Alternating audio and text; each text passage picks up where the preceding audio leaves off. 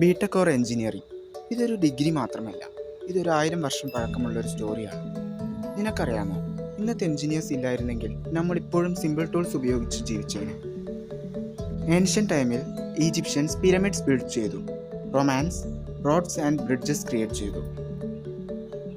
അവർക്ക് engineering degree ഇല്ലായിരുന്നു, പക്ഷേ അവർ പ്രോബ്ലം സോൾവിംഗ് മൈൻഡ് സെറ്റ് ഉണ്ടായിരുന്നു. പിന്നീട് ഇൻഡസ്ട്രിയൽ റെവല്യൂഷൻ വന്നപ്പോൾ മെഷീൻസ്, ഫാക്ടറീസ്, റെയിൽവേസ് എല്ലാം ഡെവലപ്പായി. അപ്പോൾ തന്നെയാണ് എഞ്ചിനീയറിംഗ് ഒരു പ്രൊഫഷനായി മാറിയത്. അതാണ് ഇന്നത്തെ ബിടെക്കായി ഇവോൾവ് ആയത്. അപ്പോൾ മനസ്സിലാക്കൂ, എഞ്ചിനീയറിംഗ് പഠിക്കുന്നത് മീൻസ് ഹിസ്റ്ററി കണ്ടിന്യൂ ചെയ്യാനാണ്. പക്ഷേ ഇന്നത്തെ സ്റ്റുഡൻസ് എന്താണ് ചെയ്യുന്നത്? മാർക്സിന് വേണ്ടി സ്ട്രഗിൾ, സപ്ലി അവോയ്ഡ് ചെയ്യാൻ പ്രഷർ.